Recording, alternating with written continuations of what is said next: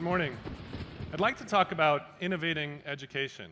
And I'm going to talk about how we could maybe radically innovate education in a way that helps our least supported members of society leapfrog the mainstream. The way we're going to do this is use a new kind of literacy, something that is just as important in this new century as reading, writing, and arithmetic were last century. To give a little context here, I'm a designer, and I work at a place called Maya. And Maya is a design place where we live, and we eat, and we breathe, and we think, and we sleep, and we just work on this language of design.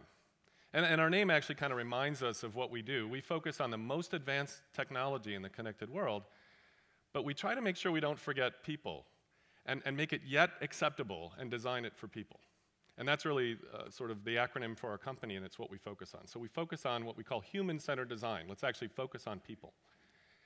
And we're at this kind of interesting point in time. We're living in a time of significant change.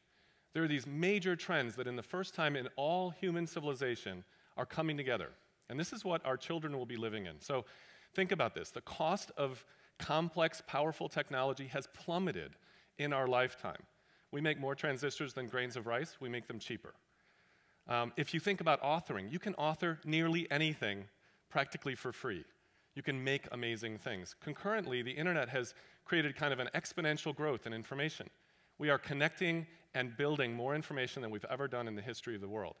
The chief scientist from Amazon actually said a few years ago, in 2009, we will create more information in 1 year than was created from 2008 back to the dawn of mankind. Right? We are living in sort of exponential times. And I think, in a sense, we're in danger of leaving people behind. That kind of flat line there, that's people. It takes millennia to add new features to people. Evolution takes a while. And catching up, to this explosion is actually kind of hard. And we're in danger of that. And overwhelming them with information is maybe one of the big concerns. We just don't add new brains in 100 years. My brain is the same size as my grandfather's. It just takes a little longer. We're on a different time scale, and we're being left behind. And so Maya was formed to tame this complexity, that kind of gap between the most advanced stuff and people. And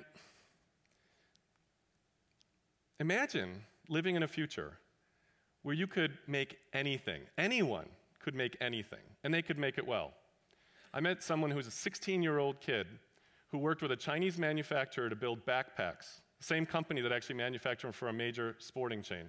He made them for $4, he sold them for $40, he set up an eBay shop and actually started building his own business. So we're living in this weird future, and it's coming even faster. What if you could print buildings? What if you could print organs?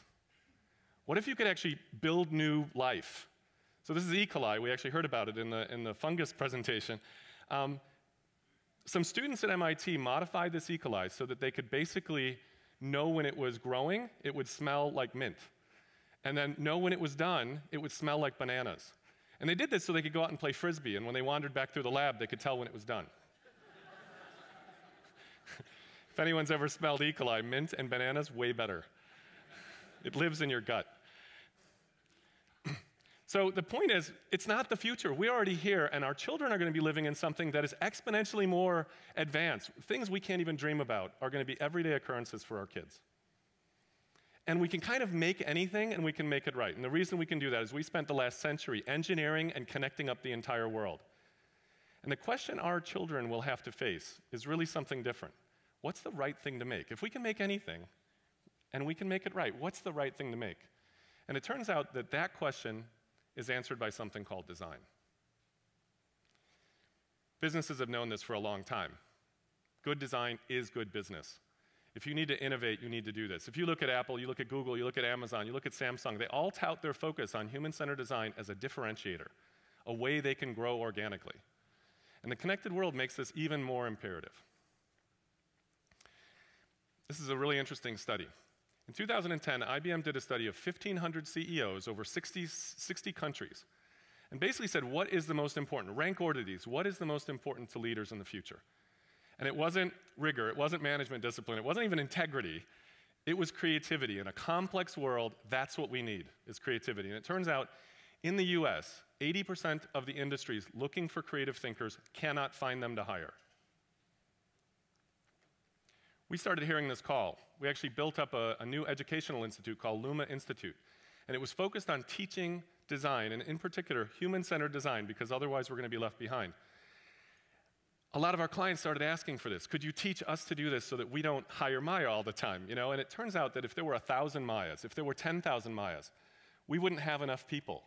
There wouldn't be enough creative people to meet the demand. And so we ended up developing this boot camp, sort of an intensive teach muscle memory by actually having people learn how to do this, go out and be human-centered designers as just part of what they do. And we started teaching it to seasoned engineers and marketing managers and leaders all over the world, Fortune 50 and 500 companies. At this point, we have now taught over 1,500 people around the world. And I'll give you an example of what a typical participant says after they've gone through this intensive boot camp and then further coaching.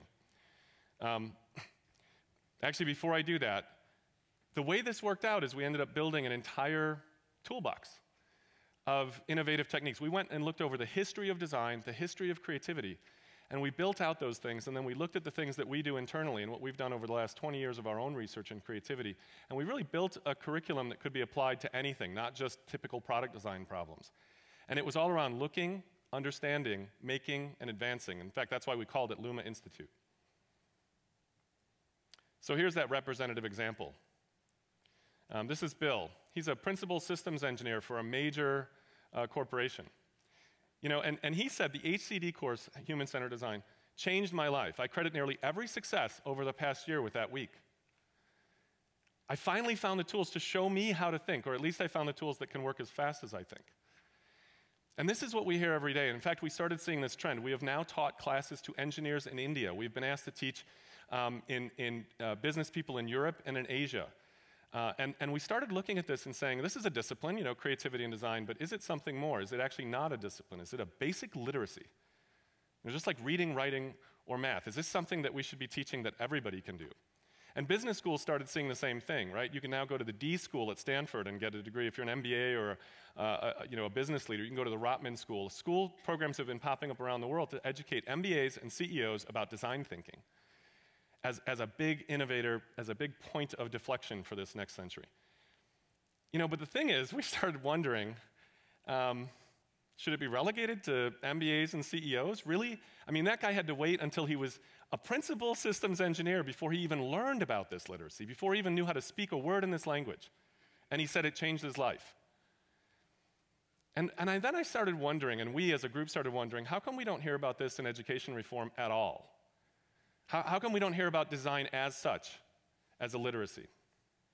We're certainly seeing it, in the business world. And we wondered if we could start a little earlier. Could we start before the MBA? Maybe get it out to a lot more people than just the people that can afford an MBA. First, I want to put this into perspective for our kids. The Joint Chiefs of Staff of the military actually put out this report, and it's shocking. It was called Ready, Willing, and Unable to Serve.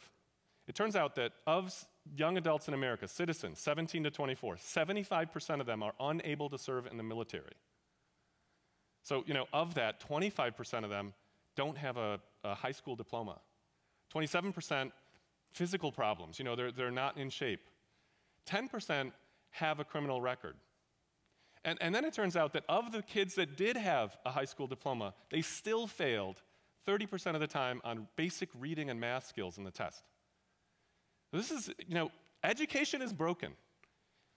We don't actually, number one thing for education is really teachers, great teachers. But beyond that, we are not rewarding them, and we're not helping them and giving them any signals from the way the world is working today.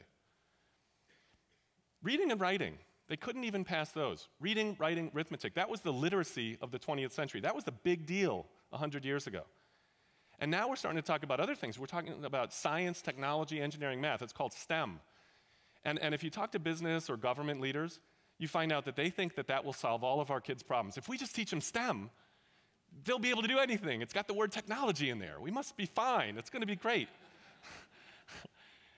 If you actually talk to some of the more enlightened guys out there and the leaders in sort of education reform, you find out that this is really about teaching critical thinking.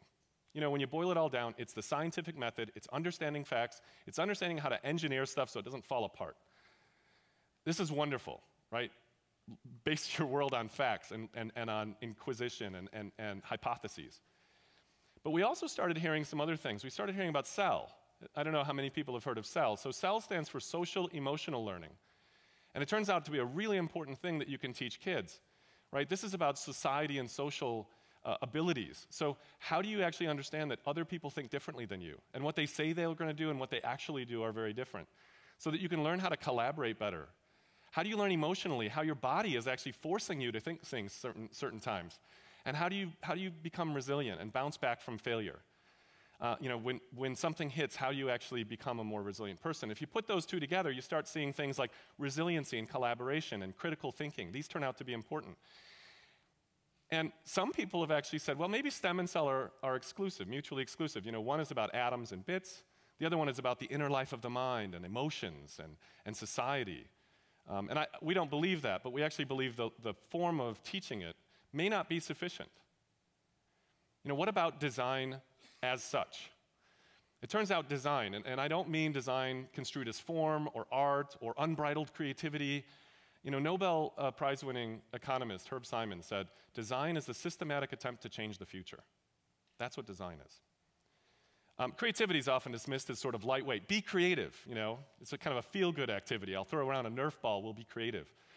Right? And school art programs focus on personal expression and taking your own agenda and sort of seeing if you can make it something more universal to inform culture. And frankly, art is hugely important in its own right. Our next speaker is going to talk about that. It's amazingly important to culture. But I want to talk about something different. Art and design are different. Design is the systematic, repeatable, practiced creative activity to take on someone else's agenda and actually use that energy to solve their problems. And it's something you can learn, it's something you can practice, it's something you can get better at. And as we looked at this, we said, could human-centered design actually be an organizing principle? Could you put that in there and kind of take all this stuff bouncing around and actually do something with it where you kind of build a balance, where you get resiliency and you get collaboration and you get critical thinking and you get creative thinking? Could we use that as almost an underlying game mechanic for teaching? And could we do it much earlier? So we actually said, let's go to 8th grade kids in an inner city school. And let's go and do a summer camp. Let's take the same curriculum that we teach to seasoned engineers and use it as an underlying process. So we worked with education researchers and STEM teachers in a school in Ohio, and we put on a 5-day, 9 o'clock till 5 o'clock summer camp. This is a school where they have less than 50% attendance, and they told us they wouldn't last for more than maybe 40 minutes before getting bored. And what we did is we took the same curriculum. We said we're going to start by looking and studying human behavior. We're going to send you out to a local community center, and we're going to actually have you do contextual inquiry. You're going to go out there. You're going to actually see the interfaces. You're going to see the tools that are being used. You're going to become junior ethnographers, and you're going to do interviews and learn how to interview properly to actually get new ideas and new thoughts. Get out of yourself and start seeing someone's real problem. And then we said, come on back, because we're going to actually teach you how to understand that. You're going to start synthesizing things. You're going to start building stakeholder maps. You're going to start looking and figuring out archetypal personas. Here's a woman, 32 years old. She's had AIDS for 4 years, and she cannot buy her medicine because she's spending all her money on childcare for her kids. Right? Suddenly, these kids are learning empathy, and they're learning that these are real problems. Right? And then we get to concept ideation. We say, look, the number one thing you can do is learn to sketch. We're going to start with sketching. And we don't mean sketching for... no clicking, there we go. We don't need sketching for art. We mean sketching for communicating. We think drawing is the lingua franca between disciplines. And we think everyone needs to do it. So how do you communicate tangible things? How do you communicate actions? How do you communicate, intangible things? Like the idea of a conversation. And then we said, okay, now that you've learned a little bit of that, we're going to actually teach you how to confabulate. So in creativity, you actually suspend some facts. You turn them off. Unlike science, you have to reduce those facts. You have to sort of make the strange familiar and make the familiar strange. So turn off the fact checker. And we taught them something called round robin, where you pass something around within a group and you build on other people's ideas. And you sort of say, wait, maybe I'll put it in an alternate world. What if Nike designed the community center? What if Apple designed the community center? And they started doing that, and they came up with ideas. And then we said, great, build it. Learn how to build rapidly. Learn how to prototype rapidly. So they started building, and they started prototyping. and they started inserting technology and science and thinking about how they could actually solve the entire system. They got their hands dirty. They actually started making interfaces. And then we said, fine, now test it. Test it with real people. So we pulled in users and we had them do think aloud tests where they were like the wizard behind the curtain, changing the system, doing the interaction, and having the person think out loud so they could hear their mental model. Now, I could talk all day about this, but what I want to do is actually show you some actual video clips of people from the class, some of the kids and some of the teachers. So I've got one or two of those. Let me just show you something. And what happened after 5 days.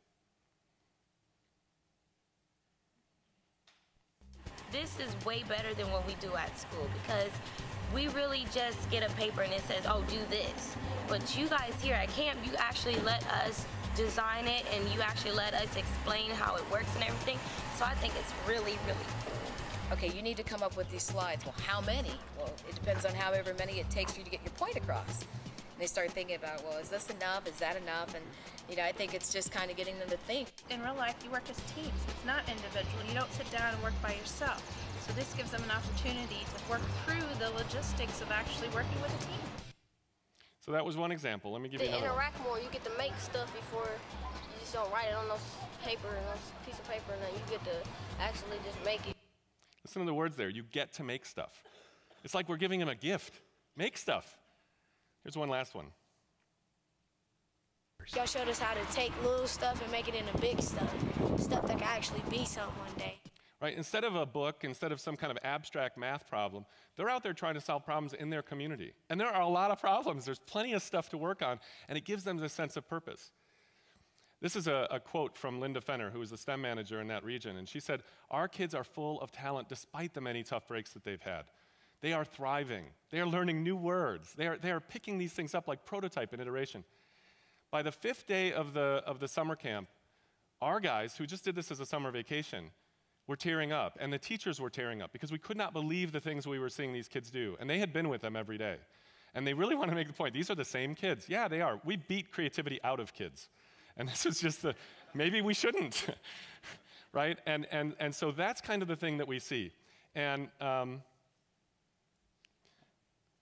wonder if we could start even earlier. You know, we don't wait until high school to teach kids how to add and subtract and how to write.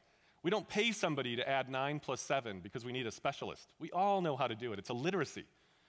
So what if we started earlier? Last little film I'm going to show. This is William. He's going to be on next.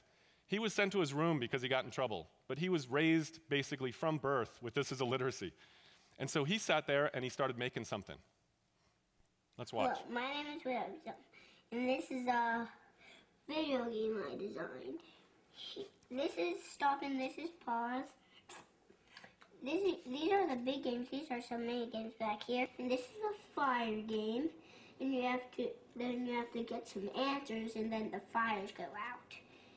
This, when you press this, ding, ding, and it goes to here. And when you press this, it goes to here. Here. And when you hit this, it goes to here. And when you hit this, it goes to here. Then you try to play this game on dancing. You move the feet to the beat, whatever you think it is. And on this, you make words. And on this, you drag the pieces to make a bug. And this is volume, this is not volume. And it's a minus. I have to turn it off now. Bye.